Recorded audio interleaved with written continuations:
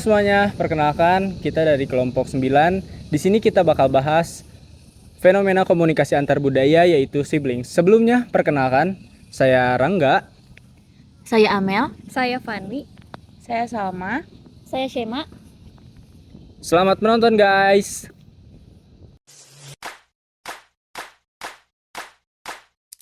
Pernah nggak sih kalian ngelihat sebuah konflik di media sosial yang awalnya kelihatannya sepele, tapi lama-kelamaan malah melibatkan banyak orang bahkan dari negara yang berbeda? Nah, hal seperti itu terjadi di awal tahun 2026 melalui fenomena yang dinamakan sibling. Istilah sibling sendiri muncul ketika netizen dari Asia Tenggara seperti Indonesia, Malaysia, Thailand, Filipina, dan juga Vietnam bersatu untuk menunjukkan solidaritasnya terhadap satu sama lain dalam menghadapi konflik dengan sebagian netizen Korea Selatan atau yang lebih kita kenal K-Nets. Awalnya, konflik ini nggak berhubungan dengan politik atau masalah antar negara. Semuanya bermula dari konser band Korea Selatan yaitu Day6 di Kuala Lumpur, Malaysia. Namun, karena adanya perbedaan cara pandang, kesalahpahaman, dan reaksi yang berlebihan di media sosial, konflik tersebut berkembang menjadi perdebatan yang melibatkan identitas kelompok dan kebangsaan.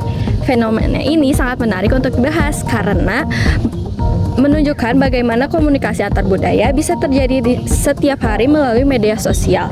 Saat orang dari latar belakang budaya yang berbeda berinteraksi, seringkali muncul perbedaan cara berpikir, cara menilai suatu tindakan, dan cara merespon sebuah masalah. Melalui video ini, kita akan bahas fenomena siblings menggunakan dua konsep dalam komunikasi antar budaya, yaitu stereotip dan etnosentrisme. Fenomena siblings bermula saat konser Day6 di Kuala Lumpur, Malaysia. Beberapa fansite Korea diketahui membawa kamera profesional ke area konser. Padahal hal tersebut dilarang oleh penyelenggara. Ketika ditegur oleh petugas keamanan dan penggemar lokal, terjadi perdebatan yang kemudian menyebar ke media sosial. Awalnya pembahasan hanya berfokus pada pelanggaran aturan oleh beberapa individu. Namun seiring waktu, banyak komentar yang mulai membawa isu identitas kelompok dan kebangsaan. Unggahan tersebut diterjemahkan dan disebarkan di berbagai platform seperti Twitter, TikTok, dan Instagram, sehingga semakin banyak orang ikut berkomentar. Akibatnya, konflik yang awalnya kecil berkembang menjadi perselisihan antar netizen dari berbagai negara. Muncul komentar saling menyalahkan, merendahkan, bahkan mengandung unsur rasisme. Dari situ muncul istilah siblings, yaitu bentuk solidaritas netizen Asia Tenggara dalam menghadapi komentar yang dianggap merendahkan kawasan mereka. Penyebab konflik membesar adanya stereotip sehingga masalah yang awalnya melibatkan beberapa orang berkembang menjadi konflik antar kelompok. Dalam komunikasi antar budaya, kita sering banget mendengar istilah stereotip. Simpelnya, stereotip adalah anggapan atau penilaian umum terhadap suatu kelompok berdasarkan karakteristik tertentu.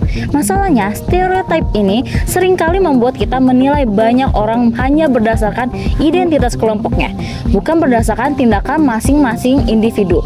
Nah, hal ini terlihat cukup jelas dalam fenomena siblings. Ketika konflik mulai menyebar di media sosial, sebagian orang tidak lagi membahas tindakan oknum yang terlibat, tetapi mulai memberikan penilaian terhadap seluruh kelompok. Misalnya, ada yang mengatakan bahwa semua netizen Korea bersikap arogan. Di sisi lain, ada juga yang mengatakan bahwa netizen Asia Tenggara terlalu sensitif dan suka membesar-besarkan masalah. Padahal, tentu saja tidak semua orang dalam kelompok tersebut memiliki sifat yang sama. Tindakan beberapa individu kemudian dianggap mewakili karakter seluruh kelompok. Inilah yang disebut sebagai stereotip. Jika stereotip terus berkembang, orang akan lebih mudah berprasangka terhadap kelompok lain dan menjadi sulit melihat situasi secara objektif. Akibatnya, komunikasi yang seharusnya menjadi sarana untuk saling memahami justru berubah menjadi ajang saling menyerang. Lebih jauh lagi, stereotip yang terus berkembang dapat memunculkan prasangka terhadap kelompok tertentu. Ketika seseorang sudah memiliki prasangka, ia akan lebih mudah mempercayai informasi negatif tentang kelompok tersebut tanpa memeriksa kebenarannya terlebih dahulu. Dalam fenomena siblings, kita dapat melihat bagaimana sebagian pengguna media sosial mulai menyerang identitas kebangsaan dan latar belakang budaya kelompok lain, bukan lagi membahas tindakan individu yang menjadi sumber masalah. Hal ini menunjukkan bahwa stereotip tidak hanya menciptakan kesalahpahaman, tetapi juga berpotensi memperbesar konflik dan memperburuk hubungan antar budaya. Stereotip fenomena siblings juga dapat dijelaskan melalui konsep etnosentrisme. Etnosentrisme adalah kecenderungan seseorang untuk menganggap bahwa budaya, nilai, atau cara pandang kelompoknya sendiri adalah yang paling benar. Karena merasa cara pandangan paling tepat, seorang seringkali menilai kelompok lain menggunakan standar budayanya sendiri. Dalam kasus siblings, masing-masing pihak cenderung membela kelompoknya sendiri dan menganggap kelompok lain sebagai pihak yang salah. Sebagai netizen Asia Tenggara, merasa bahwa tindakan oknum fansite Korea menunjukkan sikap tidak menghargai aturan yang berlaku. Sementara itu, sebagai netizen Korea mungkin merasa bahwa kritik yang diberikan kepada sesama warga negaranya sudah berlebihan dan tidak adil. Kedua pihak sama-sama mempertahankan pandangannya tanpa mencoba memahami sudut pandang pihak lain. Konflik menjadi semakin sulit diselesaikan. Media sosial juga mempercepat proses tersebut. Informasi dapat menyebar hanya dalam hitungan menit, tetapi tidak semua informasi yang beredar memiliki konteks yang lengkap. Akibatnya, banyak orang yang bereaksi berdasarkan emosi tanpa memahami keseluruhan situasi. Inilah mengapa etnosentrisme dapat memperbesar konflik dalam komunikasi antar budaya. Dari fenomena siblings, kita dapat melihat bahwa konflik antar budaya di media sosial dapat berkembang dengan sangat cepat. Salah satu dampak yang terlihat adalah munculnya polarisasi atau pembagian kelompok.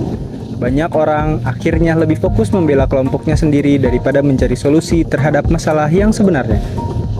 Selain itu, stereotip yang muncul selama konflik juga dapat memperkuat prasangka terhadap kelompok budaya tertentu. Jika hal ini terus berlanjut, hubungan antar kelompok bisa menjadi semakin buruk. Fenomena ini juga menunjukkan bahwa media sosial memiliki pengaruh yang sangat besar dalam membentuk opini publik. Informasi yang belum tentu lengkap dapat dengan mudah menyebar dan memicu kesalahpahaman yang lebih luas. Karena itu, ada beberapa hal yang bisa dilakukan untuk mengurangi konflik serupa di masa depan. Pertama, kita perlu menghindari generalisasi terhadap suatu kelompok hanya karena tindakan beberapa individu. Kedua, kita perlu membiasakan diri untuk melihat suatu permasalahan dari berbagai sudut pandang, bukan hanya dari sudut pandang kelompok kita sendiri.